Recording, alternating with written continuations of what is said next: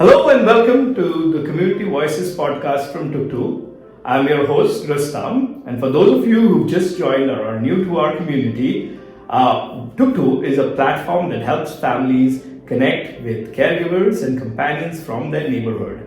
We do all the background check, all the matchmaking. All you have to do is basically just look into the app or the website or call us, and we'll find someone who can help you out.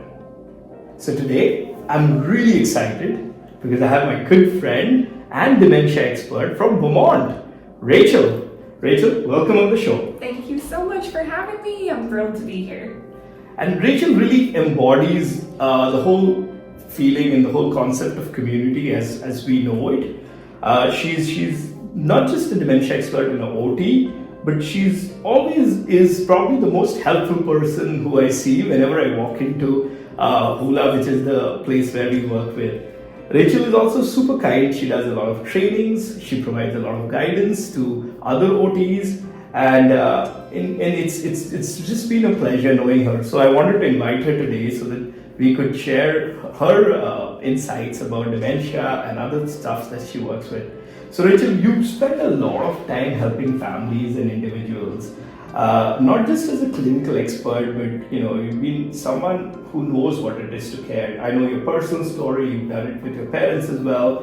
What drew you to this work? And I want to understand that how has the community around you, or how has it, what's really shaped it to make you who you are? Yeah, thank you. Great question to start, Rustam. So honestly, the answer to that is probably multifaceted, but I think that the biggest thing that drew me to this type of work is my family connection to dementia. So I had a grandmother and both of her sisters who passed away with dementia, but while they were living with dementia, my mom, my aunts were the primary care partners. And so I really saw firsthand the struggles that they were experiencing, and honestly the lack of support from the healthcare team. We weren't given a super clear diagnosis, we weren't given really clear resources, and so that was definitely fuel to my fire to say, okay, there's a gap that needs to be filled here, there's more support we could be providing with families. So that's the majority of what drew me into this field. Wonderful. No, I'm glad people like you are in this field. But Rachel, maybe dementia is a pretty loaded word. It's also scary. I mean, I've been through dementia with my dad. And it's the first time you hear the prognosis, right, from the doctor. Most of us, and not the smart ones like you, but people like us, the everyday ones, get taken back. And we feel this, I felt this dread, like, what is dementia? Can you maybe dummy it down for us? Like, what is it, dementia in terms of sort of the human interactions, and what is it why is it so misunderstood? Yeah, great question. Okay, so one of the first things I think it's important to talk about when we're defining or thinking about what dementia is first to note that dementia and Alzheimer's are often used interchangeably, but they're not the same thing. So dementia, I think of as a group of symptoms. Sometimes we call it a syndrome. So it's this group of symptoms. They don't always look the same, but it can include things like memory loss. It might be some changes in personality, changes in mood or behavior. But it could be things like difficulty with what we call visual perception. So, going to reach for a glass and having difficulty actually putting your hand on that glass and bringing it to your mouth.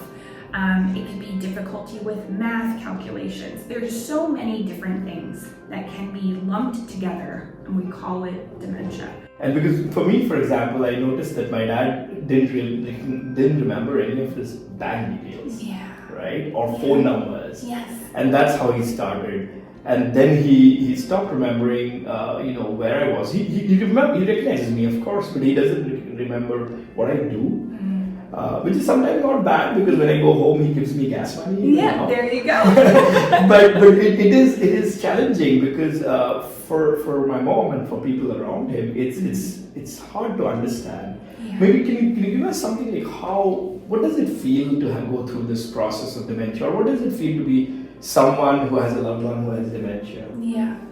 So I think sometimes we think about dementia, if we kind of reframe it a little bit, as a cognitive disability.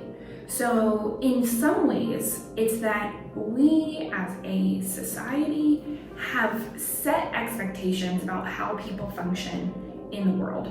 And so when someone has dementia, they do not typically function in the world the same way. And so there's a lot that we can do to still support how they function, but it can be really daunting for families at first, because those changes in, again, personality, mood, behavior, memory, it can seem really scary.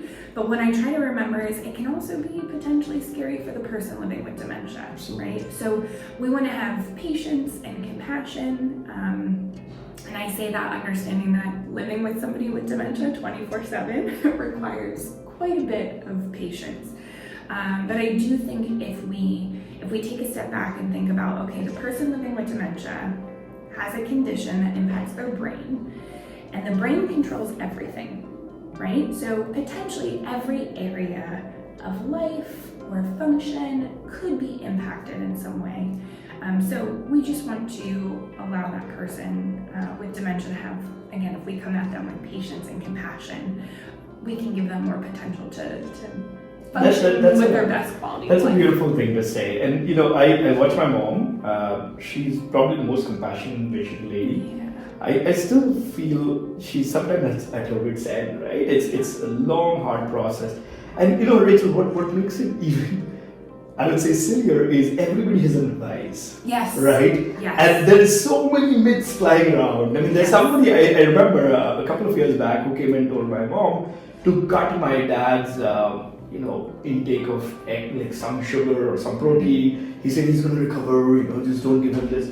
Yeah. I think it's challenging because most of us are not taught, right? I mean, I'm lucky to have some friends like you who can advise me, but there's so many myths flying around. There's so many people who can give sort of their advice.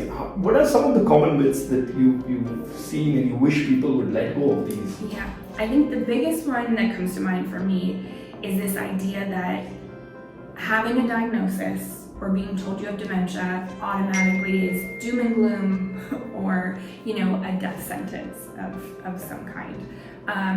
So yeah, I think when someone is diagnosed with a condition like Alzheimer's or like a dementia,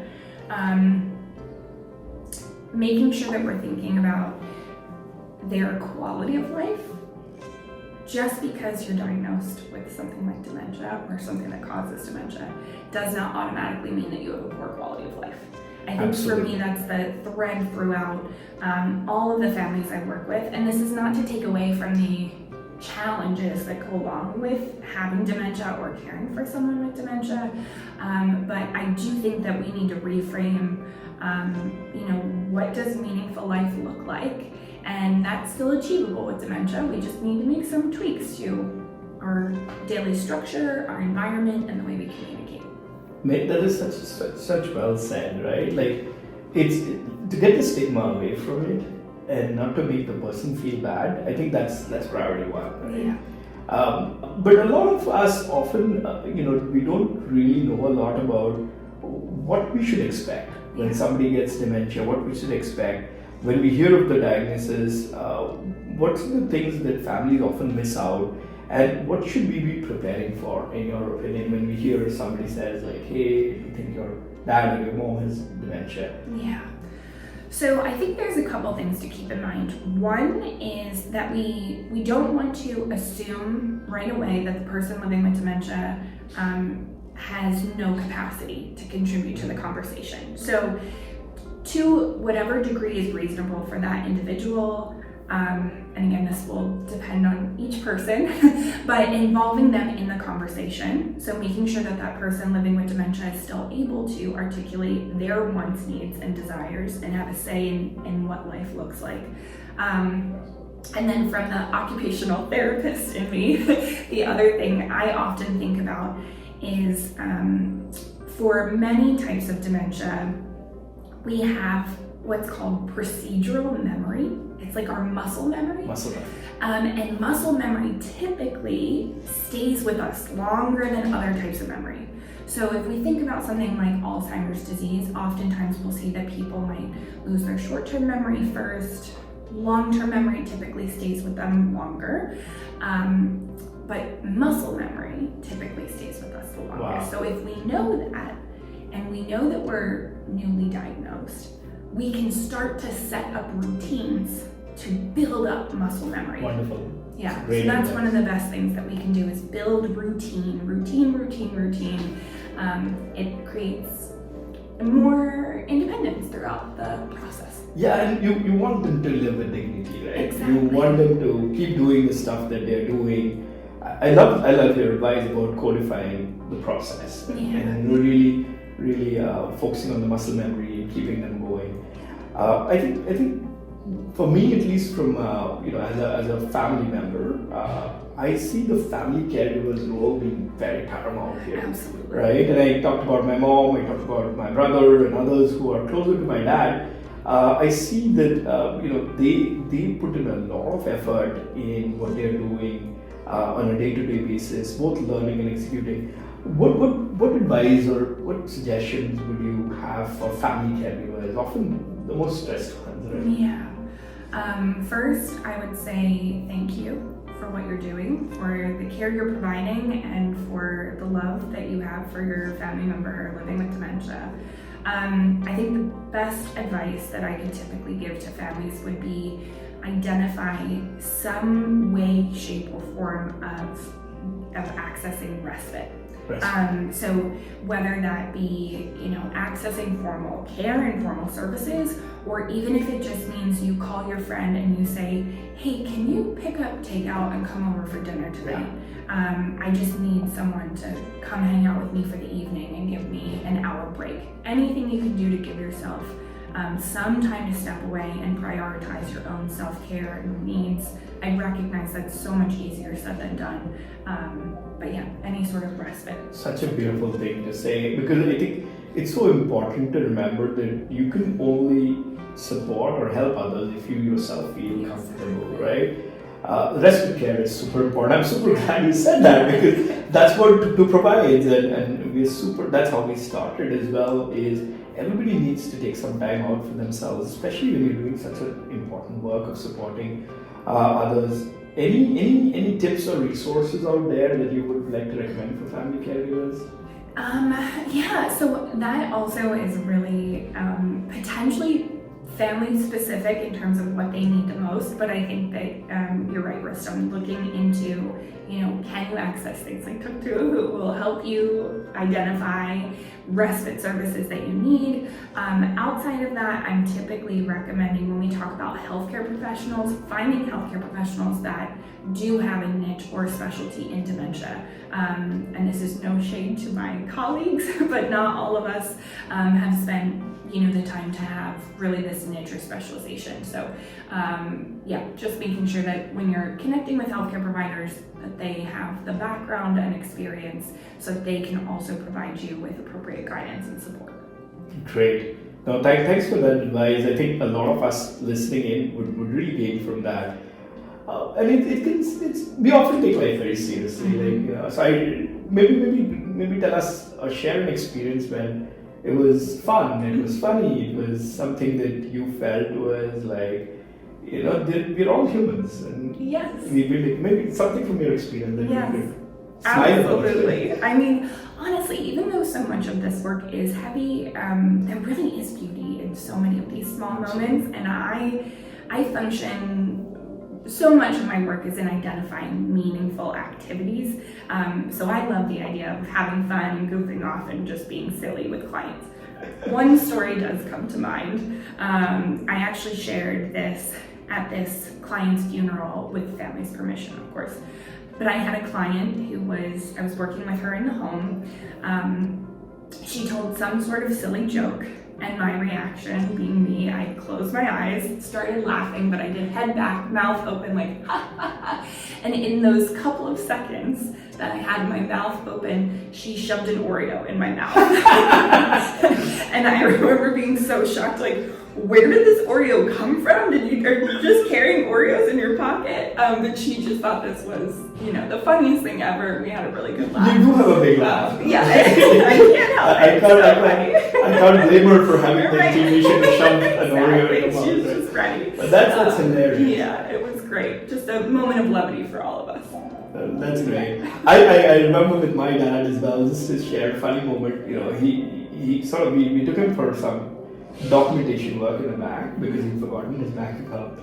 And I left him for like maybe 10 minutes, and when I came back, he kind of forgotten he was there to get his work done and kind of assumed that he was the bank manager. Okay. And it was kind of funny because he's been a very senior leader, administrator himself. So he started shouting orders to people. Yeah. And it was hilarious to watch because they were being very nice to him and playing along, but it was very, very funny to watch Absolutely. him suddenly become like this authoritative guy telling people to do stuff. But how meaningful for him in the Absolutely. moment, right? He's like, this is what I do. This is great. Yeah, I mean, we loved it. I mean, we had to buy a big cake for the rest of the folks there later, but it was great. It was great. That's beautiful. Yeah, and so Rachel, tell us a little bit about what you do because I'm very interested. And I always misinterpret what you do whenever I meet you in the corridor because I tend to do that.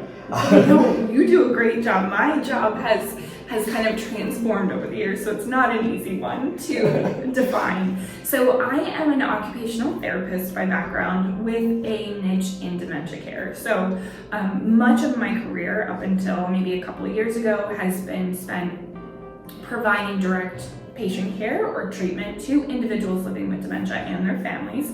And again, so much of my work really falls into this space of identifying what we call meaningful occupations, but really it's meaningful activities. So anything that occupies your time. And we find that through meaningful activity engagement in dementia care, we can see an improved quality of life for both the person with dementia and their family. We can also see a reduction in what we call behaviors, for lack of a better term. So that was the majority of my job, kind of clinically, and talking about safety and environment and all of those things.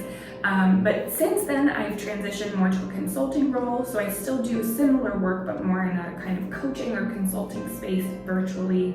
And I provide training and education mostly to other healthcare professionals in dementia care. Wonderful. And I see you doing that a lot. I see you, training people, empowering them. What's this one thing that you always want the folks who are either learning from you or interacting with you? What do you want them to learn from your experience? Yeah. I think, again, I know this has been kind of a common theme throughout our conversation today, but one of the biggest things I want people to know is that people living with dementia, they still are people. They still have this innate human desire to participate in the world. So we want to figure out, regardless of who we are to them, whether we are a healthcare professional, whether we are a family member, figuring out how to support that person living with dementia to still have moments of meaning and joy. And the example you used with your father is a perfect example. We still want people to feel productive and feel like themselves. It just might look different when they have dementia compared to prior to that diagnosis. That's wonderful. That's such a good advice.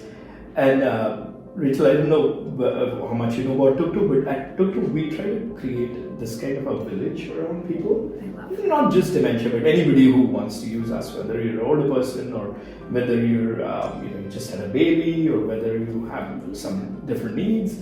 The goal is essentially that people don't feel lonely, right? And people don't feel alone, and people feel that they're a part of a community, right? Mm-hmm. Where do you see us play a role? Like, what's generally your reaction? And other than the fact that you see me around in the corridor or something, what's your general reaction when you hear about these platforms, and then you also hear about technology being used to make these platforms more efficient? Yeah. What would be your? I think it's wonderful. I think kind of going back to something we've talked about or touched on earlier, the need for respite is so drastic within this population that I feel like platforms like Tuktu can really fill that gap of helping helping families identifying where do you even find respite, how do you access it, especially in places where maybe there aren't as many other resources. Being able to know, okay, I can go to Tuktu and they can help me find